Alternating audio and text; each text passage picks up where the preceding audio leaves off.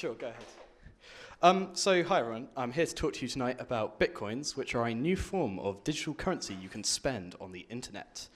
There are no coins or cash with bitcoins. They are literally purely digital. And unlike every other currency that's ever existed, there's no central issuing authority with bitcoins. So unlike pounds, there's no Bank of England. It's controlled entirely by the network of users actually using the currency. And this directly leads to some really interesting side effects. So it's really cheap to send bitcoins from person to person.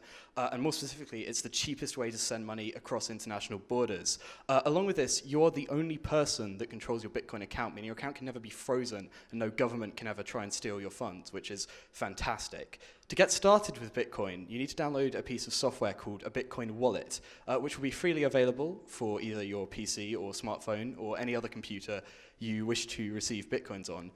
But you won't start with any because there's no free money in the system. Apart from there's a website called the Bitcoin Faucet, which will give you a small number of free Bitcoins, equivalent to a couple of pennies worth. And that's cool, and it lets you get started and be like, yeah, I've got some Bitcoins.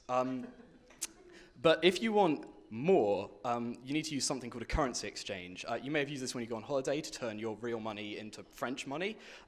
If you instead prefer to turn your real money into digital money, you can also do that as exchange rate. It works exactly the same way as a normal currency exchange. If you're really geeky, you can build a supercomputer and mine bitcoins. It's complicated and technical, but if you're interested, talk to me afterwards, because this is really cool, but too hard to explain in 5 minutes.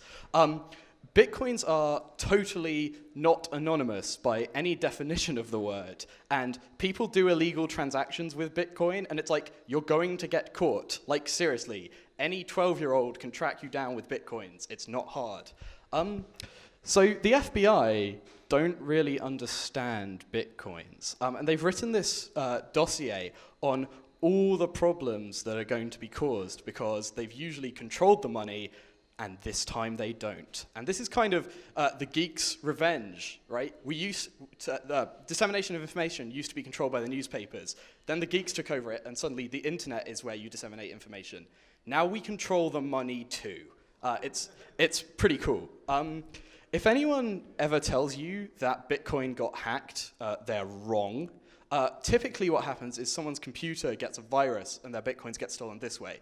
And the analogy here is like credit cards. So in the same way your bank is never going to get hacked, but you might have your credit card details stolen, the Bitcoin network is never going to get hacked, but you might have your Bitcoin account stolen. And it's really, really secure. I mean, Bitcoins are way more secure than your bank, but you may not want to put all your money in there because the exchange rate is kind of volatile. You can buy real things with Bitcoin. It's not like some geeky side project. You can order stuff off the internet, like pizza, which is awesome, using Bitcoins. And that's great. But more interesting than that is there are now restaurants which actually accept Bitcoin.